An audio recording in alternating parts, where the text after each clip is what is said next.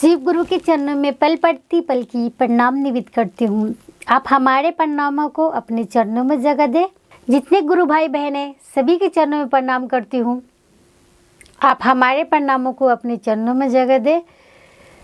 मैं शिव गुरु की कथा कहने जा रही हूँ, जिसे ध्यान पूर्वक सुने और पूरा सुने। हर हर हे महादेव, दया करी गुरुदेव, शंभय गुरु नमः।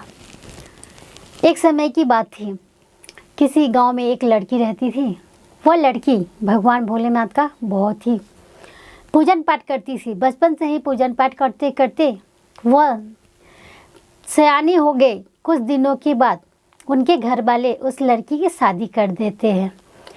शादी करने के बाद भी वह जहाँ कहीं भी शिव चर्चा होती थी, उनका मन बहुत बेचैन हो जाता था कि भगवान भोलेनाथ का चर्चा हो रहा है, मैं वहीं चले जाऊंगी।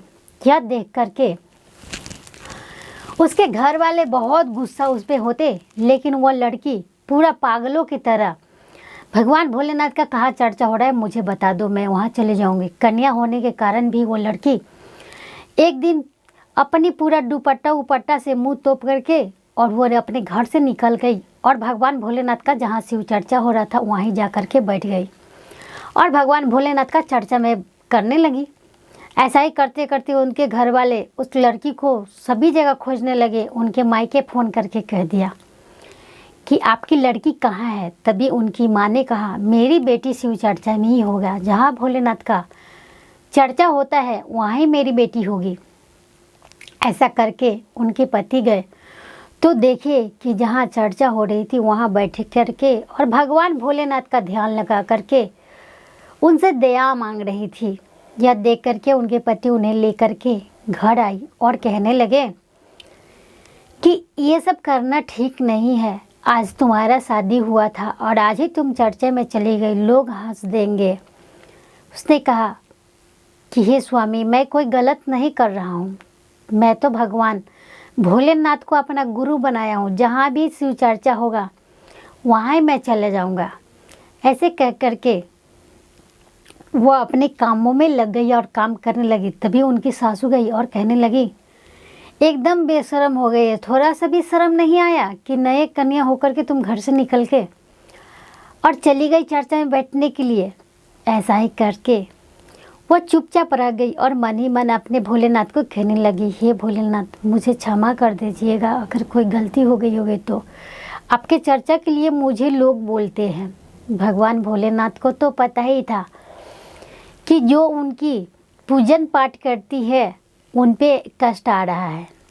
तो भी उसने ऐसा ही करते करते कुछ दिनों तक रहने लगी। रहते रहते कहीं भी चर्चा होती वह चुपके से निकल जाती, सारा काम धंधा कर के और घर में आकर के रहने लगी। ऐसा ही करते करते एक दिन गांव में ही चर्चा हो रहा था, जिससे उसे सुन करके रहा नहीं गया और वो लड़की जाकर के चर्चा में बैठ गई। यह देख करके उनके घर वाले गए और उनको चर्चा से बाल में हाथ लगा करके घिसाते हुए लेके चली आए। इस पे वो बहुत रोने लगी और अपने भोलेनाथ को याद करने लगी और कहने लगी, हे भोलेनाथ, मुझ पे दया कीजिए कि मुझे बहुत कष्ट हो रही है। भगवान भोलेनाथ और माता पार्वती सोचने लगे कि इसे तो मेरी चर्चा से ही कष्ट है। फिर भगवान भोलेनाथ और माता पार्वती वहाँ प्रकट होती है और उन्हें साक्षात दर्शन देती है। इस पर उनके घर वाले देख करके भगवान भोलेनाथ के चरणों में गिर करके माफ़ी मांगने लगती है और कहती है, भोलेनाथ, मुझे क्षमा कर दीजिए, मुझे इनके कारण ही दर्शन हो गई आपकी।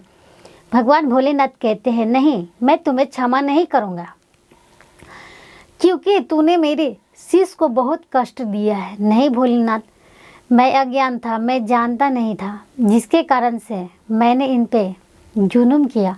मुझे क्षमा कर दीजिए, मुझे नहीं मालूम है कि शिव चर्चा क्या होती है। तब भगवान भोलेनाथ के चरणों में लड़की गिर के कहती है, हे भोलेनाथ, इन्हें क्षमा कर दीजिए, इनको मालूम नहीं है कि आपकी चर्चा क्या होती है, मैं बताऊंगी चर्चा क्या होती है।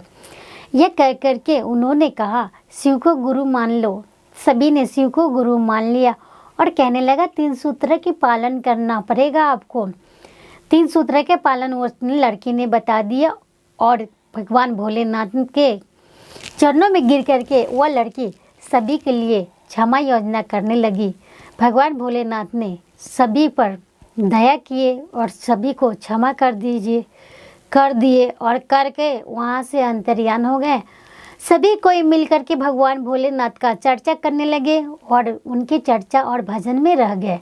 हर हर हे महादेव, दया करी हे गुरुदेव, हम सभी के दाता गुरु महादेव शंभे गुरुवे नमः।